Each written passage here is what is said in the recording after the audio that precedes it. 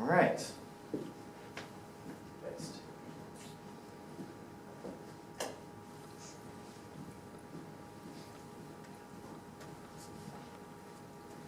All right, so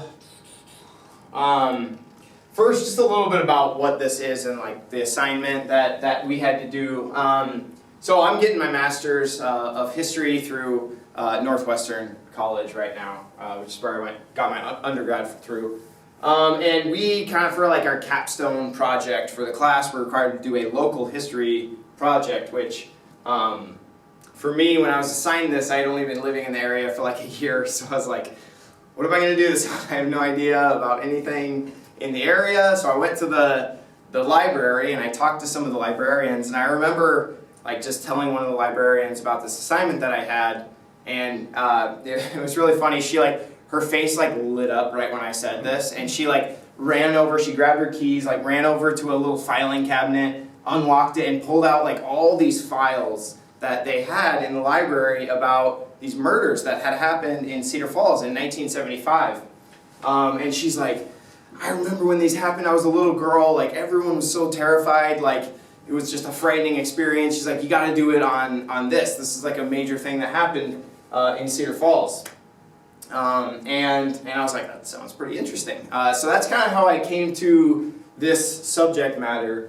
And as I have researched and I've read so many newspaper articles from like that time period and stuff like that, I've read a lot, but one of the things I've noticed is that there's a big difference between like just reading about something and living somewhere. And so I found just through talking to people, for example, Judith, talking to you, I have come to learn a lot about a lot more that I hadn't known than from just reading it. So if you have questions or if you have comments, I'm sure I can learn from some of you about some of this stuff. So feel free to ask or comment as we go here.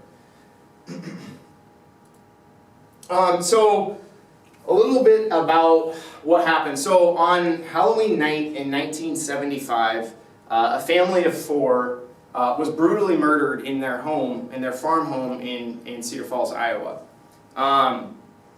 This family was the Mark family. The father was Wayne Mark, who was a very prominent member of the Cedar Falls community. He was a farmer. He owned thousands of acres of land, and recently had become pretty ill, and so he wasn't really able to farm anymore, and so his son Les and his family, Georgine, Julie, and Jeff, moved into their family farm just outside of Cedar Falls to kind of take over for his father, Wayne. And about three weeks after that had happened, Les was planning on harvesting the next morning with a neighbor, and the neighbor came over that morning, and Les didn't show up. It's kind of like, what's going on? Les was always very consistent. He was a very hardworking person. Always showed up, usually showed up early for work. And he thought it was even weirder that he noticed a broken window. It's kind of like that trick-or-treaters messing around, like what happened. And so the neighbor called Dorothy, Les's mom, and said, hey, something's going on, something's weird. Les isn't showing up for work, I don't know what's going on. And so Dorothy came over and they checked inside the home, and they found the whole family murdered and kind of littered with bullets. Les had been shot 4 times in the face and once in the chest. Georgine had been shot twice in the face and once in the chest. Julie and Jeff, the little kids, had also been shot in the face and the chest as well. And so this was kind of a terrifying thing for the members of the Cedar Falls community. Here's an article right after the day after the murder, or the day of the murders, pulling the bodies from the house that was in the paper. And there was no suspects for 9 days. That people were terrified. You know, that they figured that they'd catch the killer right away and it'd be solved. Okay, you know, like especially in a community like Cedar Falls, it's not like something like this just randomly happens. And so about 9 days later, Jerry Mark, Les's brother, was arrested for the murders of his brother and family. And Scott Coelty, who wrote a book called Brother's Blood, which some of you may have read or heard of, he wrote that when Jerry Mark was arrested 9 days after the murder and charged with this unthinkable crime, the shockwaves rattled the community as much as the murders. Not only was this brutal killer born and raised among us, he had murdered his family, and he was a lawyer, a Peace Corps volunteer, the polar opposite of a deranged drifter, and the last person any of us would have expected. And so that was really the thing that interested me about this, was Jerry Mark and kind of like everyone who knew him thought that he was a super polite, very kind person. He was a vice president of his class in high school. He was a Peace Corps volunteer member. He was a lawyer for homeless people in Des Moines. And so it was a shock. It was not only a shock, obviously, that the family was murdered, but it was a shock that this came from the brother, Jerry, who was a very respected member of, or had been for a long time, a respected member of the community. And right around the same time that this had happened, actually about 4 weeks later, Julie Benning from Waverly, an 18-year-old woman, went missing, and no one really knew where she was, and she was gone. She disappeared, and it wasn't until about 6 months later that they had discovered her body. Her clothes had been torn off. She had been assaulted and strangled to death. And this closely resembled a murder from a few years earlier of another young woman from Waverly as well, Valerie Klosowski, who was discovered, her body was discovered in Denver with almost the exact same, also strangled, also assaulted, sexually assaulted, and also with her clothes torn off. And then, just a few months after after Benning's body was discovered, Marie Lisa Peak went missing. Also in Waverly, she was a Wartburg student at the time, and she had gone missing. And a couple days later, her body was discovered just outside of Waverly under a cottonwood tree. And she was 19, and all these girls had the same kind of thing happen. They all were strangled to death. They all had been assaulted. And these kind of took the area along and happening right kind of around the same time frame as the Mark murders, kind of took the community by storm and the area by storm. What kind of menace was stalking the community? What was going on with this whole deal? And so these three things happening in a short time frame, especially in a community that was considered very safe, and these were shocking events, especially to happen within such a short span of each other. So my research, what I'm kind of diving in, really I think a quote from Jack Hovelson, who was a crime reporter for the Courier and for the Des Moines Register for pretty much his whole life, wrote that in his extended career reporting on Iowa murders and other crimes, I never covered one that ripped into a city, county, or even state as much as the Mark murders.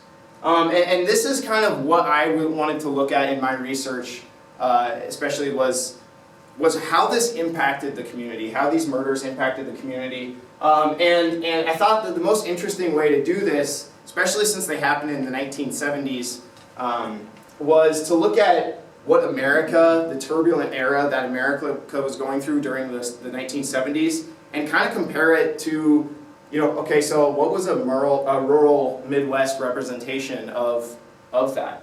I thought that was a very interesting way to approach this. So ultimately, my thesis and kind of what I'm looking at here specifically is focusing on the Mark murders, but also necessarily linked to the Waverly Three.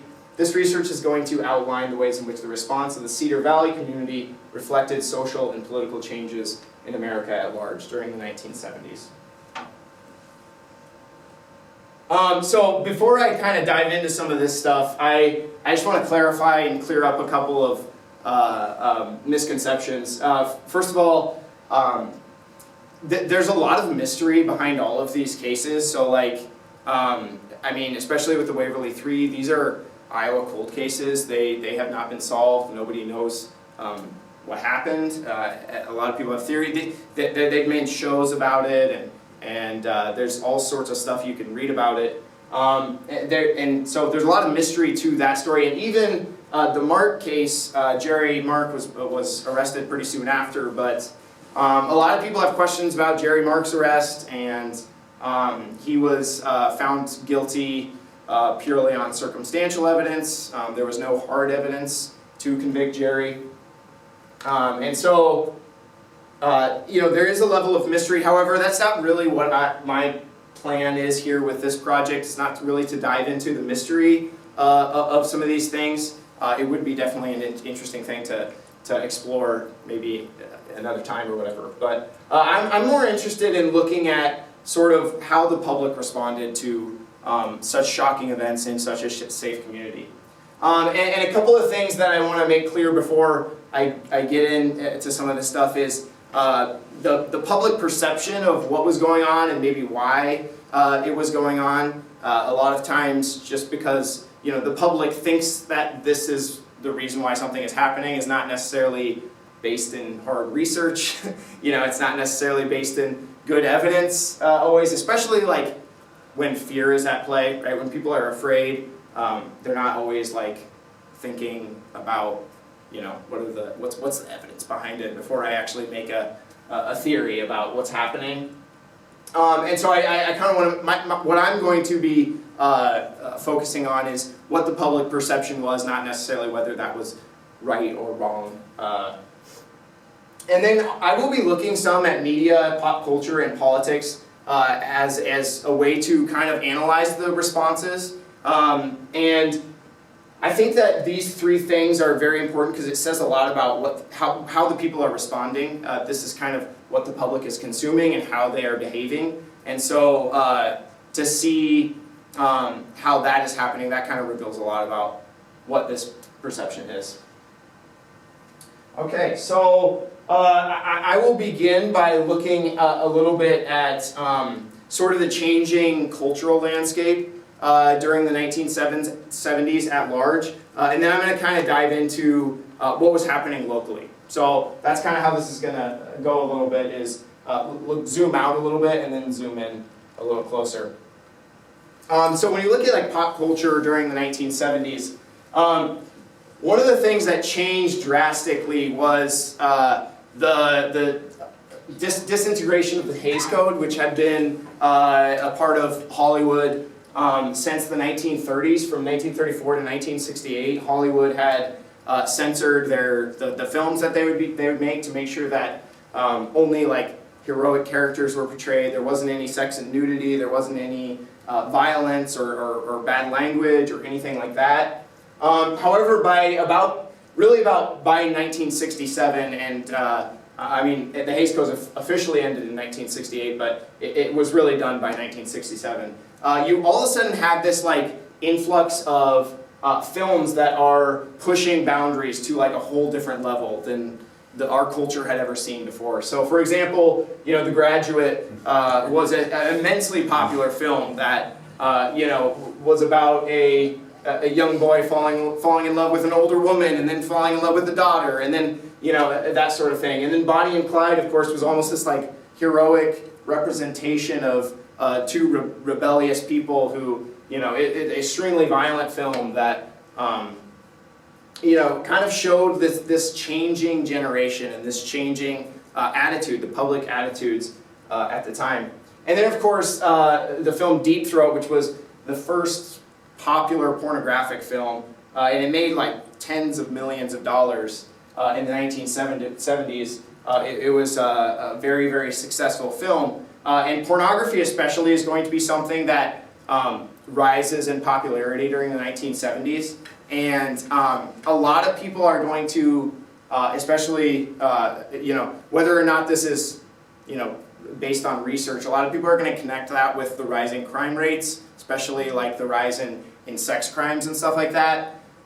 So it does relate, and we'll see, like it is going to be something that locally this is a kind of a big issue.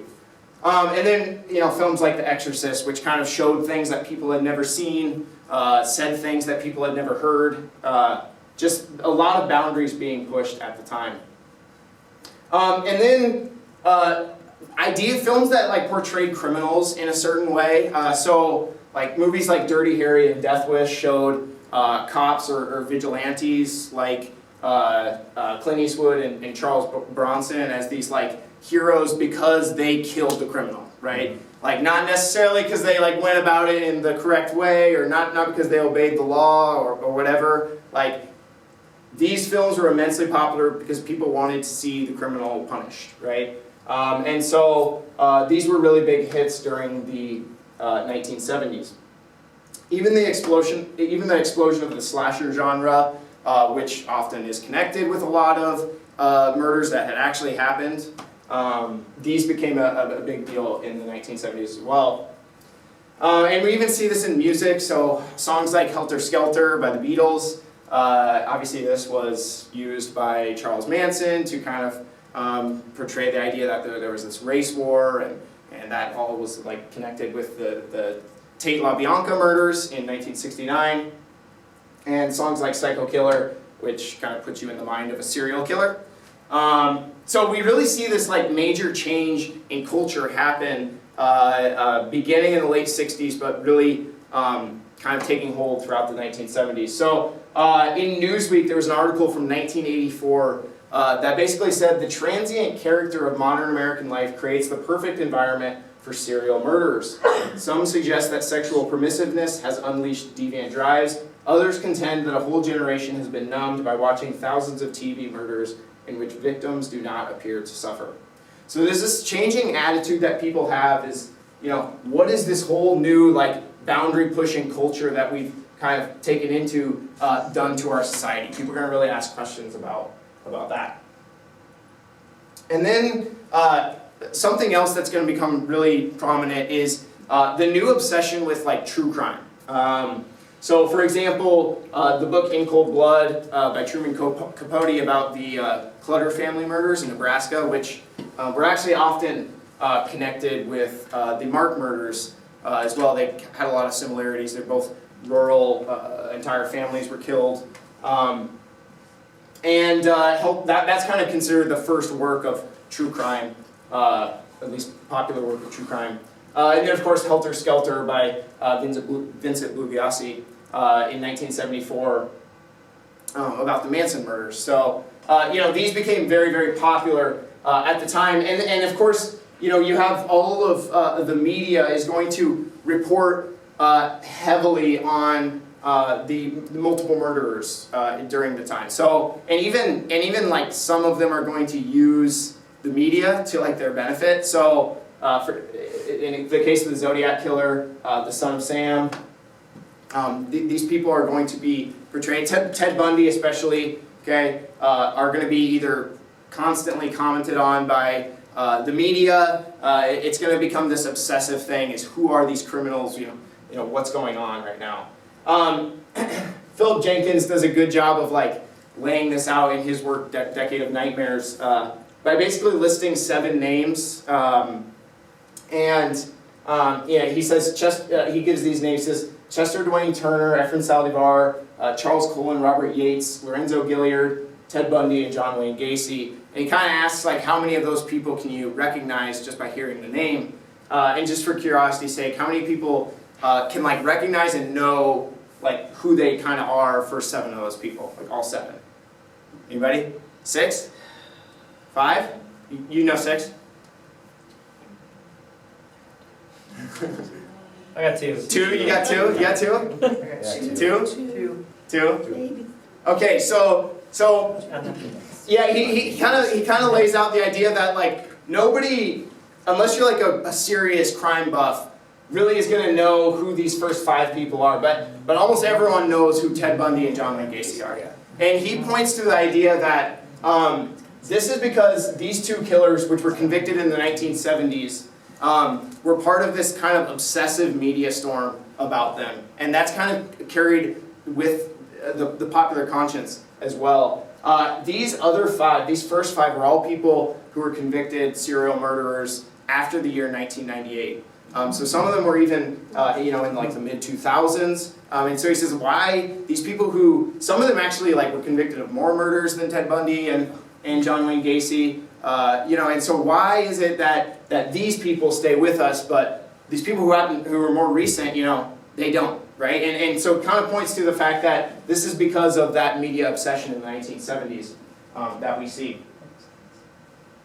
So how do we see this kind of play out locally as far as this is concerned? So, for example, we have Louis Nizer writing in 1971 about the connection between deviance in society and pornography. He writes a lot about how because we're starting to see pornography appear and people can kind of consume it at will, it doesn't take a lot to obtain pornography now. This is why we are starting to see this crime rate increase, because pornography leads to deviance, is what Louis Nizer is going to say. And then in 1975, John Roach says that he no longer goes to movies anymore. He says that they're offensive, they're too violent, okay, they use terrible language, and he longs for the old Hollywood. He wishes for a day when movies had a good message and they had nice heroic characters and stuff like that. And a guest wrote into the paper about how if we want to destroy our nation, okay, we need to, you want to corrupt the morals of its youth. So there's some local concern that we see regarding some of these things. A popular columnist for the Courier wrote in, this is a few weeks after some of the murders that we're looking at. He writes, quite a few people are becoming more and more convinced that the steady growth rate in the nation's crime is a product of the permissiveness that has permeated our society. Permissiveness in the homes, the schools, the churches, the courts. Youthful transgressors have been patted gently on the head instead of vigorously on the bottom and told to go their own way and not bother their elders. Much of the permissiveness has been a byproduct of a liberal U.S. Supreme Court, which have tended to promote and give legal sanction to the philosophy that everyone in America has a constitutionally guaranteed right to do just as they damn please. So we have had court decisions that have guaranteed our right to read pornographic literature and see XXX movies. And even the Waterloo mayor in 1978, when he was elected, said the first thing that he was going to do is make sure he could take down the local porn theater. That was his first goal. That was the most important thing. So you definitely see this as an important thing locally. When we zoom in even closer on the Mark murders, the media frenzy surrounding the Mark murders was kind of relentless. Of course, it would be from a local paper that has a shocking murder like this, but it wasn't just about the murders and what happened with the murders. People were constantly writing about what Jerry Mark is doing. He was going to get married, and people were constantly writing about that, about what the juries, who was on the jury when that trial was beginning, and how they were selected. All these different things. It was, and even well after Jerry was convicted, it still was appearing. Stories were still appearing about the Mark murders and all that stuff. But it wasn't just locally that this story was covered. I mean, it was covered throughout the state. It was covered throughout the nation even. The LA Times was reporting on it. The Chicago Tribune was reporting on it. So there's a variety of, the nation as a whole was interested in this case. Over 1,000 people attended the funeral for the family. And even at the funeral, they actually had to bolt down the caskets because they were really concerned that someone in the audience would run up and try and open up the caskets at the time. So, sort of the concern was very, very widespread. Iowans voted it the second top story in Iowa in 1975 behind some historic ice storms. So that was a pretty significant thing as well. This was obviously on the popular mind at the time. And of course, Scott Puelty wrote a book that I actually have seen some students reading before, which is kind of interesting. So it has been kind of a big deal here. But he called it a Heartland Cain and Abel, and he kind of describes it as a why-done-it, not a who-done-it, because in the story he's very adamant that Jerry Mark is certainly the murderer and stuff like that. So, And then with regards to the Waverly Three, one of the things that we see at the time, a common way that people start to write about like multiple murderers and stuff like that is to sort of give them a name. So because the murders that happened in Waverly were happened during the holidays, they called the murderer the Holiday Killer. Actually police were dispatched at a much higher rate during that time and basically were on the extra alert, and agents would escort women across the Wartburg campus, make sure everyone was safe, especially if it was at night. And then there's this other interesting aspect of Lisa Peek, who a few months before she was murdered, she was involved in this kind of bizarre sex extortion ring in Mason City. And this gave a lot of when students were asked about this or when they found out about this, some of them were kind of like responded then like, oh, like there's a relief to it because they're like, oh, that's why, you know, she was obviously involved in some of this like immoral stuff, so that meant that, you know, she kind of maybe got what she deserved or something like that. There was, at least amongst some people, some sense of relief when that happened, which is kind of also telling of the times as well. So I want to look here a little bit at the change in politics that we see during the time. So in the 1960s and in the early 70s, the way that the government especially, and the way that people associated the criminal was kind of like trying to understand them in light of their circumstances. So there was a lot more focus on rehabilitation, on criminal rights, trying to understand a criminal, right? Like, why do they do what they do? Not necessarily, you know, they're bad, you know, they're good, whatever, okay? But by the late 1970s and 80s, as the crime rate starts to increase, people kind of grow tired and impatient with this method, right? They're kind of like, we don't really like this strategy anymore. It takes too much time and it's just not working. So, and this wasn't really just some like conservative fantasy. It was, there was historic crime rates, at the time at least in the 1970s. They would go up more even in the 80s, but it was very historic at the time. And actually, you know, we can kind of see this play out with the death penalty. So the death penalty was outlawed there was no executions from 1967 to 1977.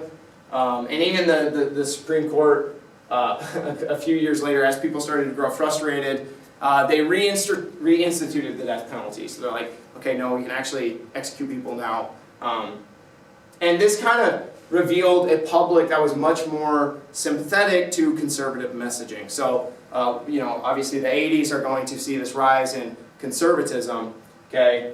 Much of that is associated with some of the stuff that we see. So here's a graph of the change in the crime rate. So as you can see, this did reach historic highs. Obviously it went down again and then back up even higher in the 80s, but the crime rate was pretty significant. So how did this play out in kind of the local area? So the crime rate did hold up to what was happening at the nationwide.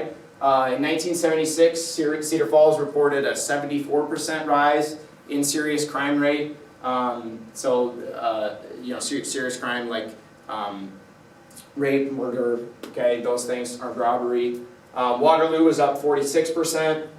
And this led to a sweeping, this was happening at the same time where as a sweeping Iowa crime bill happened, which kind of changed the way that Iowa dealt with crime. It changed funding for catching criminals and for punishment for criminals and all this different stuff. And even in Black Hawk County, which is historically a very Democratic county, it's usually almost always it votes Democrat. However, it has kind of two blips. One happens in the 1950s, but the others happen in from about like 1970 to 1984. It's all Republican again. So even from the 1930s, basically Blackhawk County is Democrat to the 2020s. But then there's these two blips which are kind of interesting considering the time that we see. And some people in the local community talk about this idea. So Mrs. Kenneth Tuttle from Independence writes about how she agrees with the problem of crime, and she believes that we need more police and we need more strict laws. And she talks about how 12-year-olds know more about dealing with crime than politics because they know that criminals should be punished. Someone else writes in that finally a liberal judge gives good advice on fighting crime because he talks about how we've overemphasized the rights of the accused and that rehabilitation hasn't worked.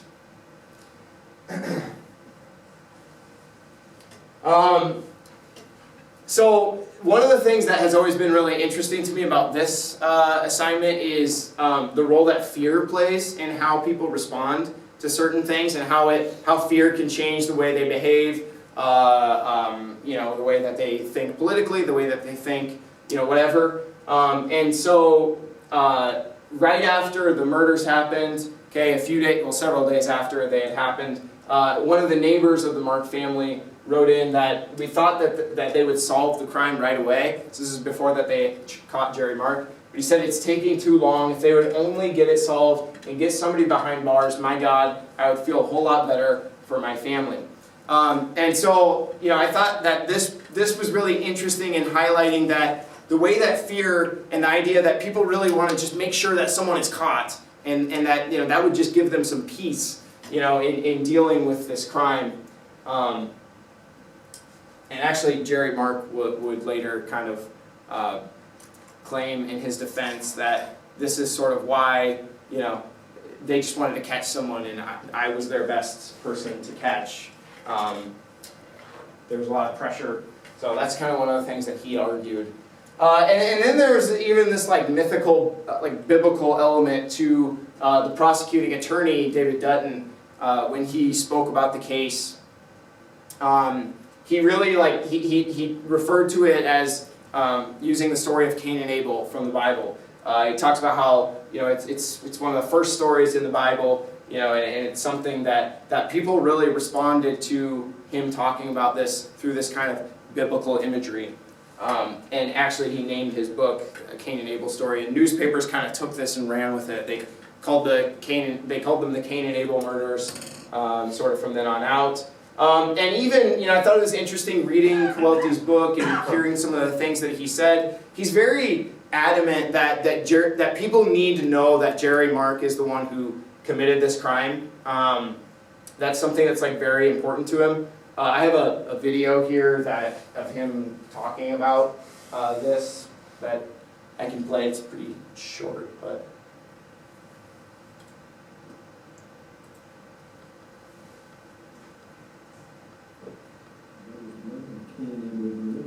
About my high school classmate, Jerry Mark, who murdered his brother's wife, and their two children in their beds on Halloween night, 1975. He was convicted of 4 life terms in 1976, and I'm finally getting around to writing the full story.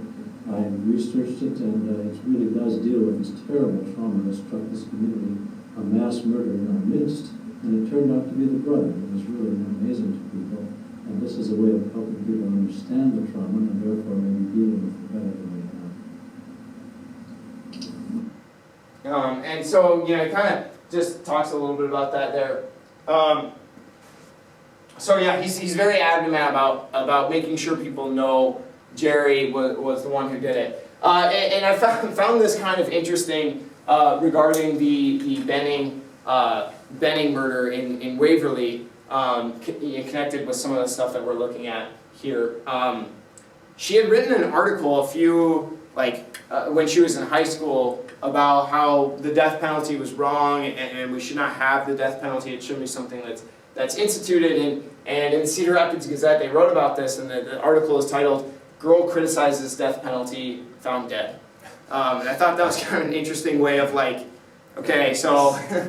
I mean, it's hard to know the intention of the writer there, but it kind of seems like you're saying that because she criticize the death penalty, like that's the moral of the story, don't do that.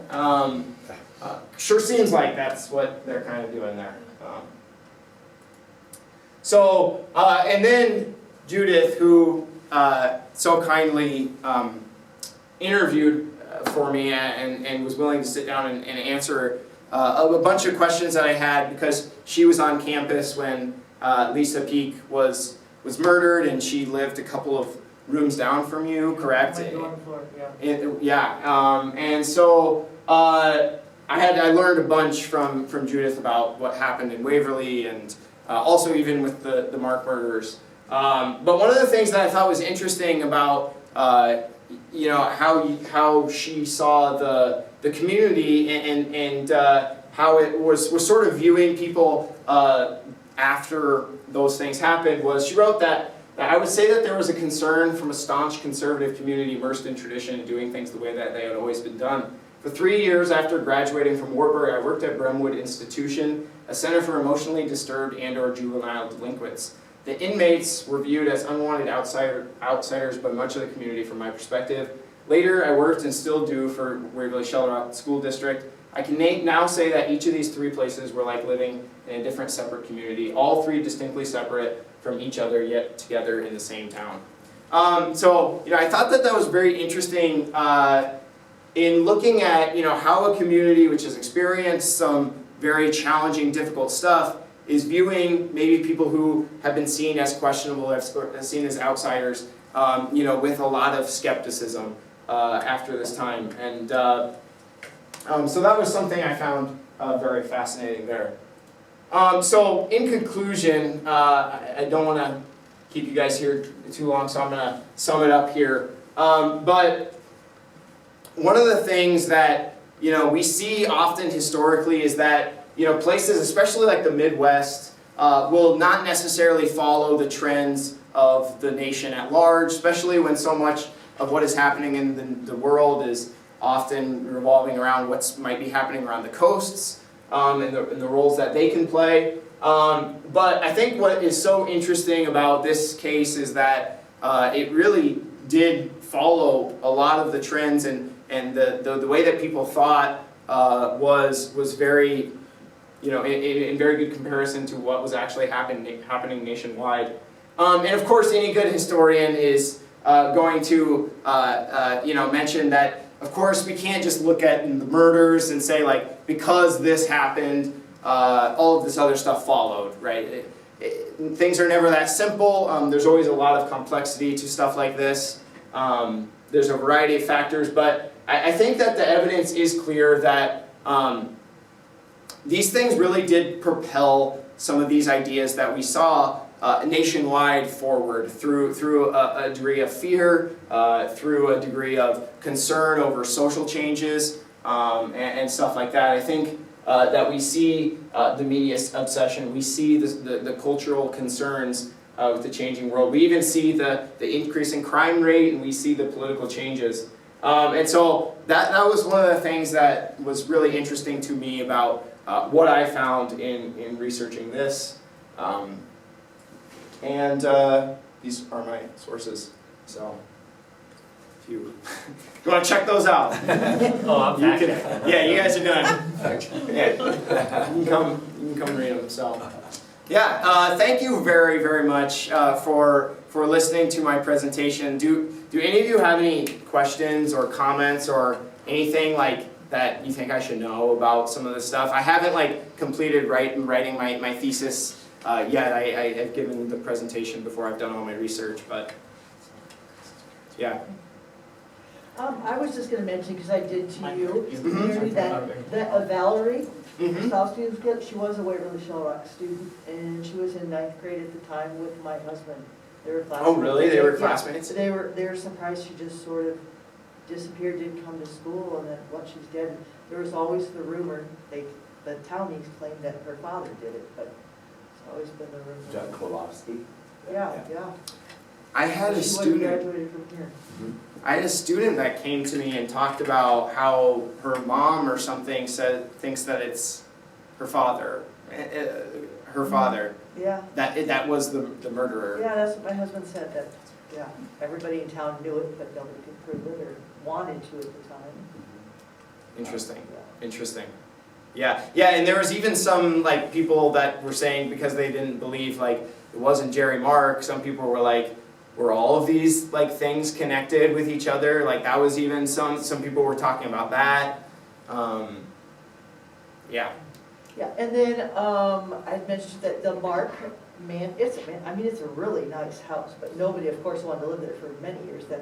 Right. But the family that was living there at least a few years ago, and I asked Matt McClellan if they still are, he wasn't sure, but when he was working at the Cupcake Factory, whatever, yeah, the owners of that are the ones that bought that house for $700,000. And, yeah, we're living there, and people would interview them right away, does this bother you, living in this Right. house, you know, and this, Right. no, but it's a beautiful place to go by, it's right across from the Rotary Reserve. Yeah. It's green, but on the road just north of it there, the east-west road is Mark Road, and if you take Yeah. it, not even a mile, I don't know if you did the drive, it's really interesting. Right at the corner there, it would be I guess it would be kind of the northeast corner, is the Gerhold, it's Finchford, belongs to Finchford, but it's right up the road from their farmhouse, the Gerhold Family Cemetery, and you can look at the tombstones of the 4 family members, and there's a few others, it's just, yeah, it gives you a sense of it. Yeah, it looks kind of similar to the picture It that does, it from the does. newspaper. It looks Yeah. pretty similar, which is Yeah. interesting, and it's so interesting the Mark Road, like right after Yeah. you are driving by it, but And there were always rumors, because that was my first year at Wartburg when that happened, you know, right after Mhm. Halloween, and Finch, rural's, it's closer to Finchford than Cedar Falls, so people are like, what is going on, you know, and then for the next year, it's like, whoa, it's not safe, and like I said, I was one of them that was escorted on the campus, and the BCI was on Yeah. campus all the time, the Bureau of Criminal Investigation interviewed them. At first they thought, was it another student, you know, was it, I remember for a long time the librarian, a male librarian was Oh, suspect, but no, and people were just wary of each other, nobody kind of really wanted to go out on it. It was just very, very strange, it just. well, they said they had conducted like 1,000 interviews. They did lots, Which all is the time, crazy. just- Yeah, Yeah, and it's just crazy that they never still haven't found anything about it. I know in the early 2000s they dug up the grave of Lisa Peek, I believe. yeah, Exhumed her body Yeah. and checked, but she was too.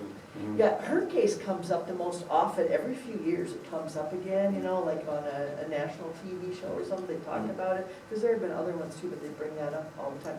You know, and I don't know, I read that book, Brother's Blood, a few years ago, but it was always just the rumors on town that the brother did it because he was the older brother, and the family farm was worth so much, and it was always the idea that he was going to inherit it. And so the younger brother was given that, and he was angry about it. So- Right. That was kind of it was the Cain and Abel narrative. It was Yes, the yes. jealousy. It was. Jealousy, right.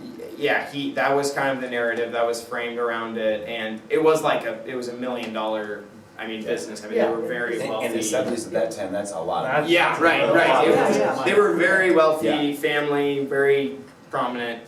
So. I just remember I was in 2nd grade and my older sister was at UNI.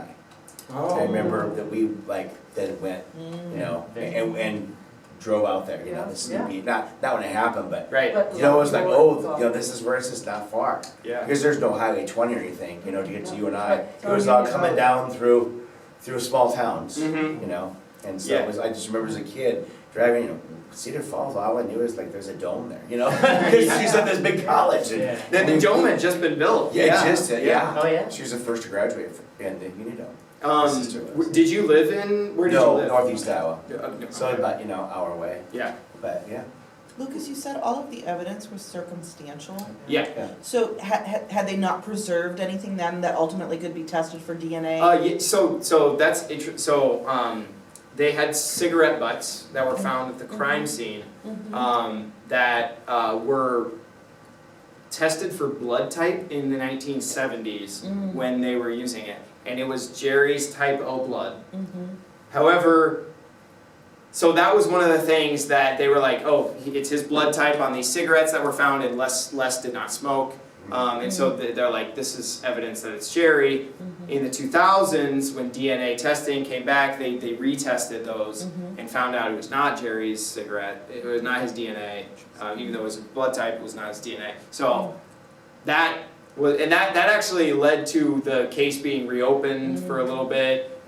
Papers again, like writing all about it, and there was also some ballistic, like lead bullet testing that was used in the original conviction that later was deemed as really inconsistent in like the 2000s. They're basically like, we don't use this anymore because it's just not Credible. it's not credible at all anymore. So there was those two things, but there is like a mound of circumstantial evidence around Jerry though, still.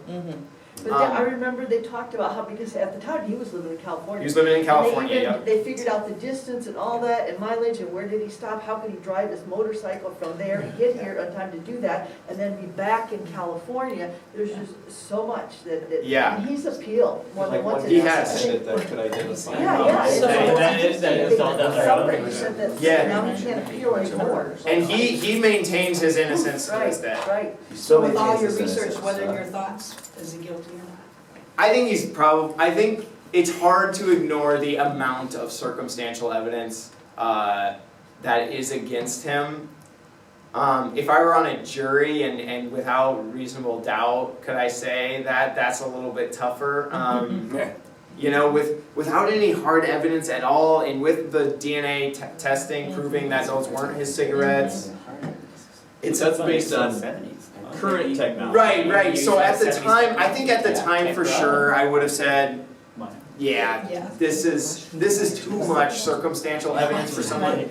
But also like just the character of him. Like his mom is like, well, she's dead now, but his mom was adamant that he did not do it, and she believed like, you know, I don't know how much that means, but Eerie things that happened too, if I remember right, like telephone lines for like all the neighbors were cut. yes. So he cut the telephone. The lines. blinking light at the corner of First and Union Road, there used to be an old, one of those Flash old- area. Yeah, flashlight. And that was like shot out. Yep, There's like yep. all kinds of kind of eerie things were the kids like kneeling or Leslie and his wife were like kneeling? They were in bed? kneeling, and the kids were, so the little kid Jeff was in his bed and just shot from his bed, but the little girl had come upstairs. They believe that she had come upstairs while he was shooting the parents, because there was her pillow was upstairs outside of the bedroom, and they believe that he led her back down to the basement and then shot her down there. But there's just like a lot of really kind of like Eerie, Oh, weird yeah. stuff. Right. eerie Halloween type Yeah. things. And the fact that it happened on Halloween Right. is just so creepy. Yeah, so, Did he You don't know? Did he give it the wrong crowd? Yeah, Right. Did we Well, start- thank you. thank you very much, guys. And now you're done? Yeah, give him a. Yeah, I have to finish some Yeah. writing and stuff like that, but yes, I'm done with the presentation. I am almost done. I can see the light at the end of the tunnel, Good luck. so. Awesome. Thank you very much, yeah.